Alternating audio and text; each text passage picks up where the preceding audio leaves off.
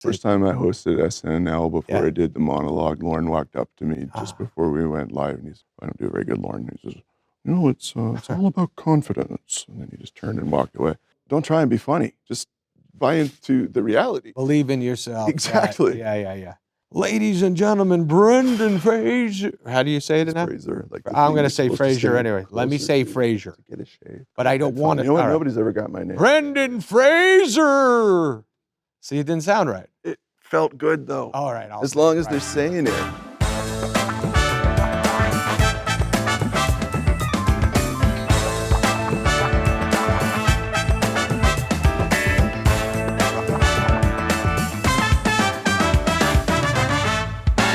The bad hip's this side. It's a good hip now.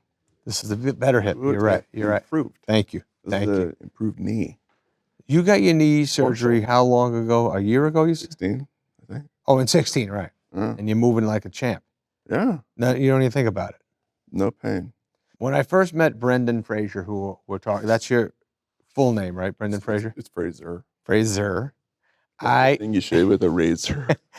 You should try standing closer to it. I know. I didn't even know this happened. This is 2 days. 2 days of not shaving. But Brendan, you were in a movie called Airheads. Remember when I discovered you? Yes. You were just a kid. Remember when Paulie discovered you and I stole you from Paulie and said, get on over here? Is that how it shook out?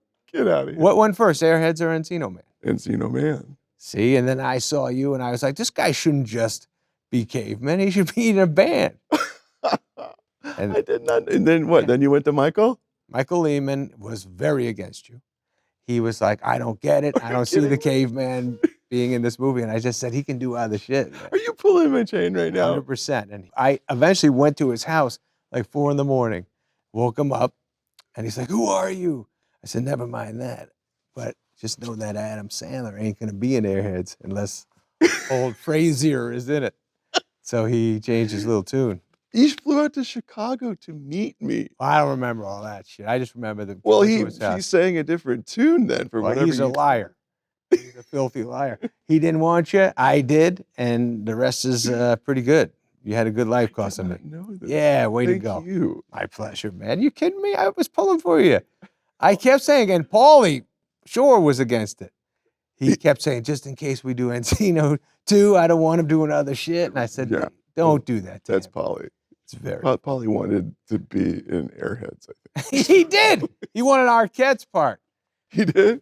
Of course he did. Then we got to send one person out. I'll go. One of the hostages, doof. Sorry. But not me, man. It's just too cool. You were the leader of the band. Of the Lone Ranger. The Lone Rangers. Rangers? That was a joke in the movie. Yes. You pluralize. That's right. The Lone Rangers. Do you remember the name of our song? Yeah, Degenerated. That's right. I have a cassette at home, actual cassette. You do? Of the demo that we did with Rob Zombie. That's sick. Serious. That's sick.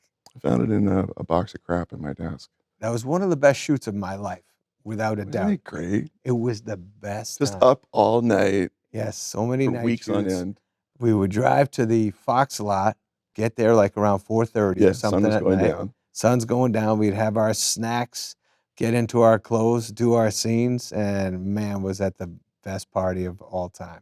That's that plaza. It was the Die Hard. The Die Hard. That's what we were so excited that they shot Die Hard there. We took it very serious. You took it very serious. I did.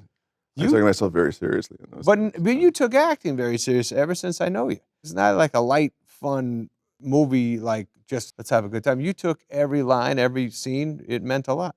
I remember watching you actually improvising on film, which was a big deal. Oh, yeah. No, because Lehman would go, just, go. Really? And as long, and how much you left in the magazine? Oh, we got about 90 seconds. Okay, Adam, go. Oh, that's funny. It was thrilling to watch, because we take that kind of for granted now that things are digital and you can just turn on a light switch. We shot on film, but I stuck mostly with what he told me to say. Yeah. It was good. Rich Wilkes wrote the script. Rich Wilkes. And we loved him. He was the only guy taller than you. That's true.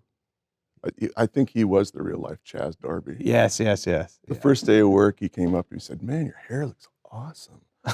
What can they do for me, man?" What was it? A gluey wig? Oh, yeah, it was gaff quad. I got my head shellacked Right. underneath a wig, Yeah. and then this thing screwed on, and then pins crossed over. I Oh, was like, it was right. a form So of it's a torture. headache, guaranteed. Guaranteed hat you cannot take off. Headache. Right. Plus right. headband. Yes. Yeah. Worth it. It was worth it. Yeah. You looked like 100% rock and roll. And Steve did too. He had the Steve did too. sleeves. Yeah. He had a Betty Boop tattoo. Yes, he did. Sort of That's nudie. right. And every night before he went home to his 2-year-old Lucian, Yeah. he would have it removed. 'cause Yeah. He didn't want to scare his little boy. No, he didn't. Daddy didn't get a tattoo while you were gone. Well, not of a lady. Not of a woman that's not mommy. Yeah. Exactly. Yeah, that was sweet. Every night was good food, good. Farley, remember Farley was in the movie? Absolutely. And Farley, he terrorized the craft service truck. But I think we actually, when we shot that movie, Farley was on a diet. He was. So he was like a little calm. He was a little calmer on the craft service than you. But I definitely destroyed that thing. I loved him. Absolutely. We had fun together. I think he shot like maybe 2 weeks and we all hung out. Yeah. Nighttime. Man, that was probably the most fun I ever had on a movie. All of us were young. We jumped off the parking structure Buddy, that was incredible. and crowd surfed. Now, this is the truth on that jump. Yeah. We jumped off the thing and landed on a mat maybe 15 feet below us, right? Not that big of a stunt. I thought for sure I could handle that. I landed in such a stiff way that I heard my neck go, I heard everything, but I didn't want to. You don't say anything about I it. couldn't say anything because I would be humiliated. You two guys got up laughing, you and Buscemi. I was like, I'm You supposed to laugh. completely collapsed your neck backwards. It was awful. You didn't turn into I it. didn't know what I was supposed Where to were do. you? I was never a gymnast. I would go on the trampoline at the Jewish Community Center growing up, saw everyone else do well on it. I had the same thing happen to my neck on that thing when I was like 9. Oh, I'm not good at jumping and landing on my back. don't do that. I gotta Take it stop. from me, okay? Yes. The guy who smashed into trees for a living. Yeah, it's true.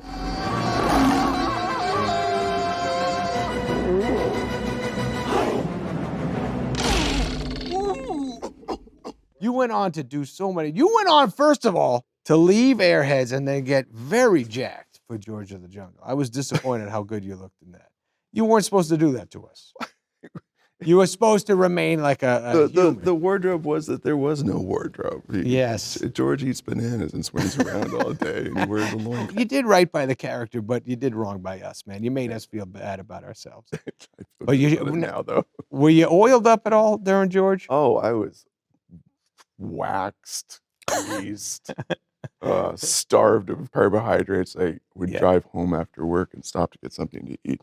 And I needed some cash one day, and I went to the ATM, and I could not remember my PIN number because my Ah. brain was misfiring. I was banging on the thing. I didn't eat that night. Oh, no. How about that feeling, though, when you have to eat right for a movie and it's 4 months long or whatever the hell it is? What a terrible. Well, we can talk about that. I made a movie about a guy Yeah. who had eating issues. There's a movie. Did you see The Whale? I've seen The Whale. Yes, I have. You're just really, my heart was broken throughout the whole movie. Do you ever get the feeling that people are incapable of not caring? You rehearsed a lot for this. 3 weeks. That- 24 gave us 3 weeks. to That's rehearse. never, you don't get 3 weeks to rehearse with actors. You don't. So you guys were all there hanging out, doing scene to scene rehearsals. Yep. And also getting more and more comfortable with each other. And You getting learn them- your job. Imagine that. Yeah. Rehearsing Yeah, in a meaningful way before you show up to shoot it. amazing, yes. It seems like it's the fundamentals, but it's rare. It's rare, it yeah, 'cause normally, it costs so much. yeah, Right. we show up there with the sides and scratch our heads and kind of go, it'd be good if, and Yeah, absolutely. turn and burn. But everyone wound up knowing what they were doing. So Aronofsky kind of led everyone through what he was envisioning, or he watched what you guys were thinking and took it from there, or it's a combination, I'm sure. Both combination. I mean, he said if he wasn't a director, he would have been a baseball umpire. Uh-huh. He knows the call. He sees everything. Right. And he's the last word as a director. However, unlike a baseball umpire, he gives credit where the best ideas come from right away, That's which I beautiful. admire. a Yes, of great deal. course. That doesn't happen a lot on film It sets. makes no difference where the best idea comes from. It's As long as all about that getting it light in. bulb is there. Absolutely. And it's useful. We started talking about it in January of 2020. Mm-hmm. And he told me what he was going to do. He didn't know if he was going to make the movie for all the reasons. And then March 2020 came along, and we all know what happened. Everything shut down. So Right. the film went on ice. And Well, that must have killed you. I kept the faith, but Yeah. I've seen that ship sail plenty of times before, and Sure. I don't take it personally. But Yeah. I was hopeful, and I was lucky enough to work with Steven Soderbergh on No Sudden Move with a really cool cast in Detroit at the time, later that October. And then he texted me in sort of typical Darren fashion. He starts the conversation right in the middle. Uh-huh. This is The your second act. research. You're gonna watch this. You're gonna read this, and am I hired? He's like, yes, you're hired. Ah, that's the best, man. The feeling That's the best. I had an equal part sort of panic attack, and Yeah. I felt really calmly overjoyed because Yeah. I knew that if I'm going to come back into the world of filmmaking and cinema in a meaningful way. I mean, Yeah. I'm hearing a lot of talk about this being a comeback for me, and I appreciate that. But I mean, I was never that far away. I've always kept No. busy doing something. I Yeah. would lose my mind if I wasn't working. But No. there's so much content in the world that a lot of that can just slip off the radar. And Right. I knew that I would have to make a statement of sorts. I have to reinvent myself. Yeah. And I've been lucky enough in the time that I've been making movies to make diverse choices when I can.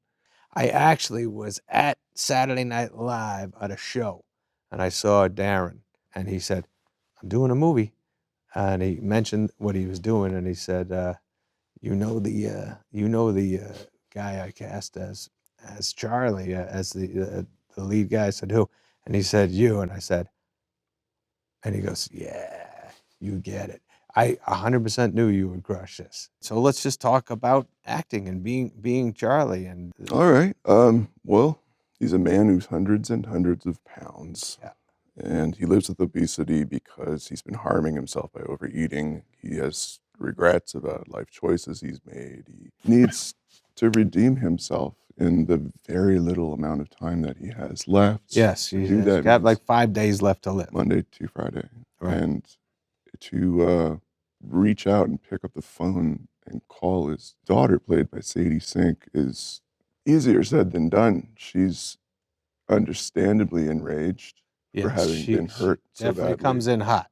She's not ready for this. Sadie Sink has an uncanny ability to focus rage in a way that I've never seen in young actors Yeah, before. I had a front row seat to watch this kid Right, just right. come of age right there. I was constantly going up on my lines because I get lost in those big green eyes. Yeah. It's like a beautiful volcanic fire that she just focuses. Yes. And she was just always winning the game ball every day. Every day. Darren Aronofsky, we should mention, directed this movie. Yes. And he was constantly saying, just do another. We're all here anyway. He just wanted to see what you would do. Right. He did That's the neat. same with Hong Chow, who played Charlie's friend and last connection to her late brother. Yeah. And it's an awkward relationship that they have because of the position he's put her in to render her this sort of de facto enabler. I mean, she's a medic, But she loves you. and she loves him. Yeah. But when he asks for what he needs to feed his, let's call it what it is, his addiction, Yeah. she does it because she knows it's what he needs. She can't Yeah. make water run uphill, Right. Right. and she's humane, Oh, but she my, knows yeah. that it's not good for him. Right. Yes. And And watching him die from watching him suffer from this and being frustrated because he refuses to go to a hospital for all manner of complicated reasons that's Right. complicated by some issues regarding money that he wanted to give to his daughter. But the truth of it is, and I've learned this, is that the healthcare system is such a quagmire that people who live with obesity, who may want to get a bariatric procedure that very well could save their lives, find themselves often in a really unfair limbo, which is that they must, in a way, prove that they can lose X amount of weight before they'll be given permission by the healthcare system and insurers, doctors. So I don't know. you have to lose It belies weight in logic. order to get it. terrible. It's unfair. Yeah. to me.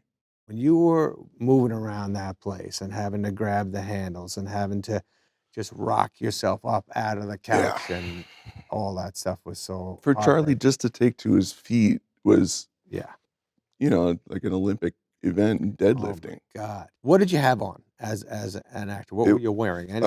it was created with a digital rendering, a scan that was Right. done with an iPad that the producer came to my house. I stood in the driveway in the freezing cold because it was COVID and we're all scared of each other. And Yeah. anyway, that information went to Adrian Moreau in Montreal, who built a virtual character body of Charlie.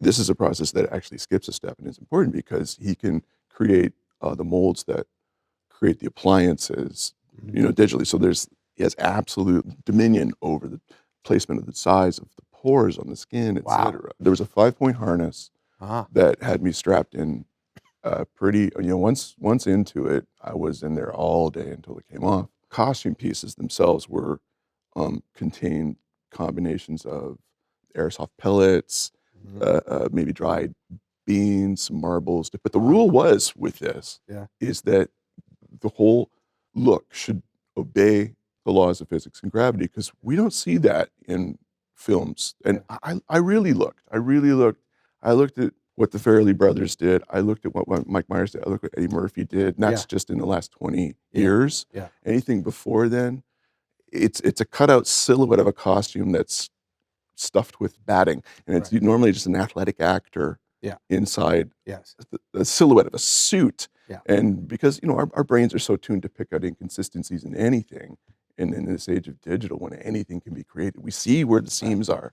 Right. And it was all in service of just, kind of a mean joke or a one-note sort of shtick that I think we're better than.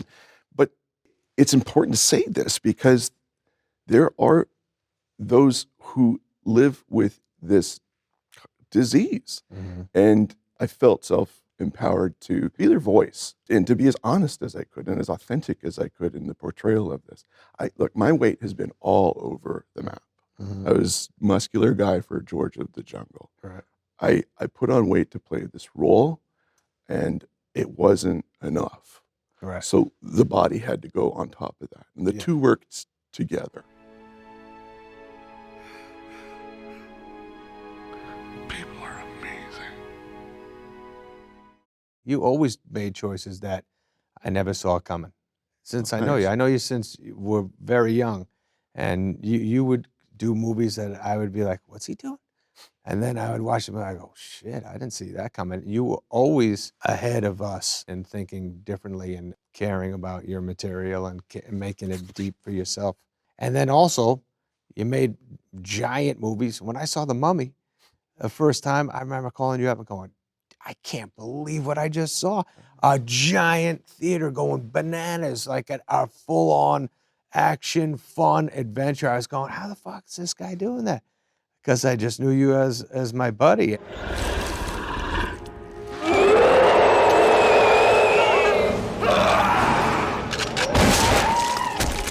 They gave me a whole list of Oh, questions. shit. And I'll answer We them. all know me. Can I answer them for you really quick? Yeah, you answer.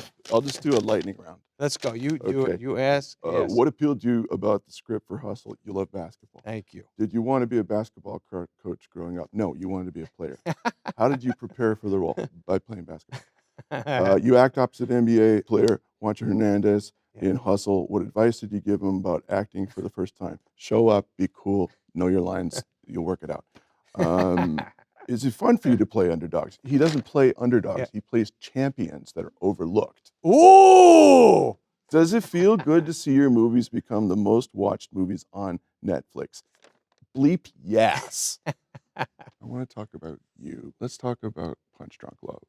Yeah, I want to, Sure, because sure. it showed me that my friend Adam, in the eyes of others who only saw you as the court jester and the clown, isn't going to be relegated to a one-note jokester, because the truth of any clown is an inherent sadness and anger. And that's with good reason, because they get to speak the truth and pass it off as humor. And in Punch Drunk Love, with Emily Watson. That was a misfit love story Right. that I hadn't seen played out before. You threw a hammer straight through a sliding glass door. Is that right?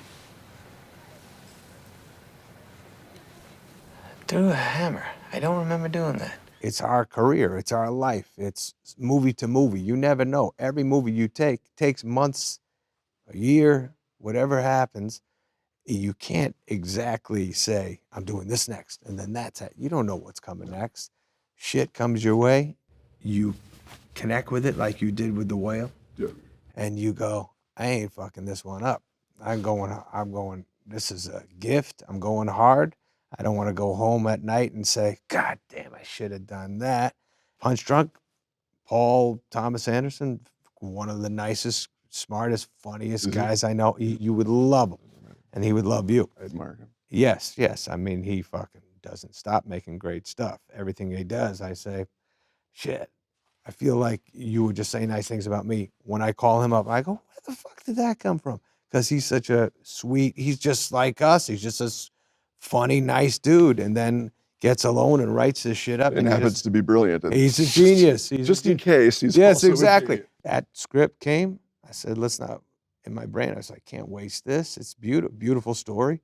As an actor, I've never got to do any of this stuff. It just wasn't asked of you? Did you feel like you had to, did you have the power to go and say, yeah, I want to do this because it's how I feel and you connected with it? I guess in the back of my head, I always knew. I studied acting. I did all that stuff. You went to Tisch? School. I went to Tisch. I studied at Strasberg. I did all that. I loved it. I admired acting my whole life. I loved James Caan. I loved Dustin Hoffman. I loved Nicholson, you know, all that stuff. Yeah. Pacino, I would walk around going, holy shit, those guys are incredible. Yeah. It wasn't my first thought. I wanted to do Eddie Murphy. I wanted to be Rodney Dangerfield. That's what I came out to do. And then I kept swinging and swinging and swinging and working hard and giving all these opportunities. And then I just lucked out. Paul wrote that movie for me. And I was like, oh, fuck yeah, I think I could do that.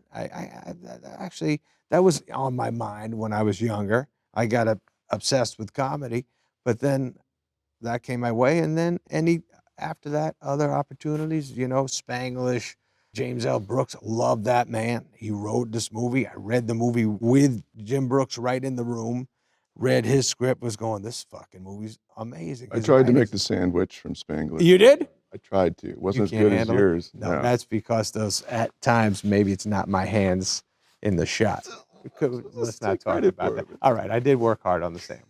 But just shit happens in your career that you luck out. You might pursue, come on, you might call your guys up and say, let's fucking get something I haven't done before. Usually they don't call back with, all right, check this out. They're sitting there too saying, let's see where it comes from. Like The Whale, man.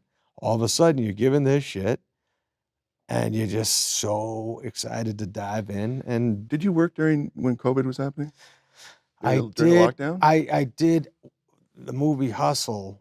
You shot Hustle during COVID? Yeah, we shot it two different times. It was a basketball movie. They weren't allowed to play basketball yet. Couldn't have guys sweating on each other. Couldn't have that happen. So we shot about 5 or 6 weeks of every scene that wasn't basketball. And then we took a hiatus, I don't know, 3, 4 months, 5 months. Yeah. Then we came back. The NBA was available. The guys were available to come shoot. And then we shot the basketball stuff after What was it like working with the ball players? I mean, The so far best. as like, I'm sure it was the best because they're performers in their own regard. Oh, but yeah, man. There's but- complete confidence. There's confidence that as just human beings. Yeah. These guys are the most elite athletes of our time. Did they sincerely, like, you know, ask? I mean, this might not be their wheelhouse, performing for a camera, you know. Then Right. We've all seen Kareem Abdul-Jabbar, you know, acting, right. and it's fun to see. But he's stiff as a board, and that's part of the charm of it. But I didn't see that in Hustle. No. I didn't see These that guys at all. Your whole world's gonna change overnight.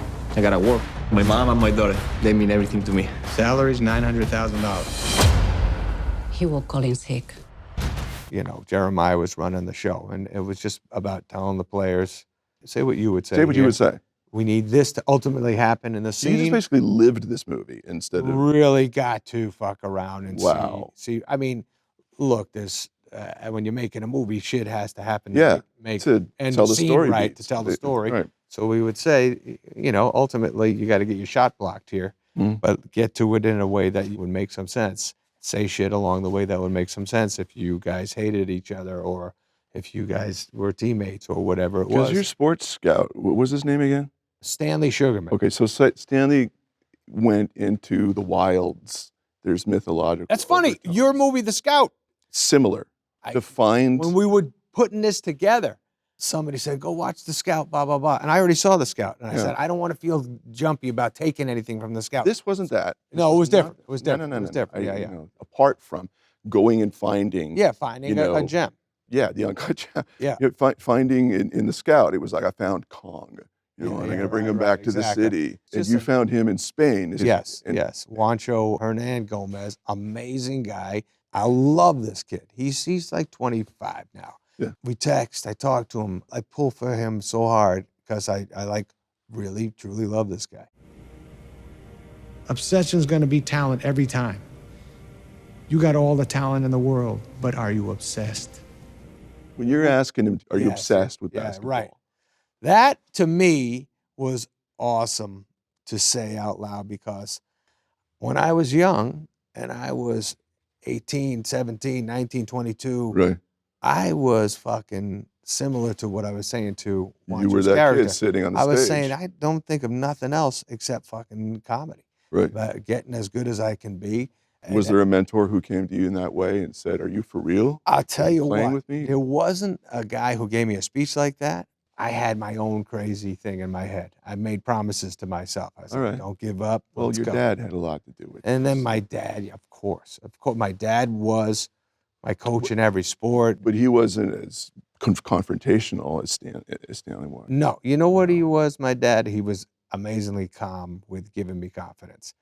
He would just say, in any situation, school, career, life, he'd kind of talk quietly into giving me confidence. Just First time I hosted SNL before Yeah. I did the monologue, Lauren walked up to me just before we went live, and I don't do a very good Lauren. He says, it's all about confidence. And then he just turned and walked away.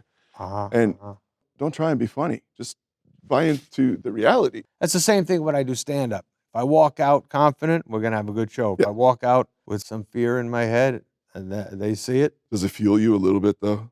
The fear in the daytime before the show is probably a good thing. Yeah.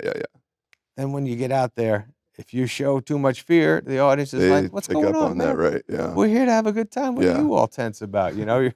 So it's nice. It's nice when you lock into, and it's not a guarantee. Just like Saturday Night Live, you could go out on that stage where you're overwhelmed, like, holy shit, this is happening. Or how did you go out, by the way, on SNL? Do you remember? I went out in an out-of-body experience. Yeah, right. And I kind of watched. You watched yourself. I watched myself, and I learned that the show was pretty much about changing clothes. Running around in the dark. Right. Well, people pull your clothes off. That's true. Put new ones on. Good. And the rest is just, hit the mark, read the damn card. Try not to stutter too much. And I got a wig ripped off my head in a sketch with Anna Gasteyer. And I started laughing, and I looked up, and what is it, Wally? Who? Yeah, Wally. Wally had the cards, and he's like going, like he was like, hey, stop playing around, stop having fun, stop and get back to the business. Yeah, don't get too impressed with yourself and have fun in the situation is here. He's like, do your job. Wally was yelling at you. No, he was just doing this finger. He was finger yelling at you. Yeah. Oh, it was worse that way. It's good. You deserved it. I had it coming.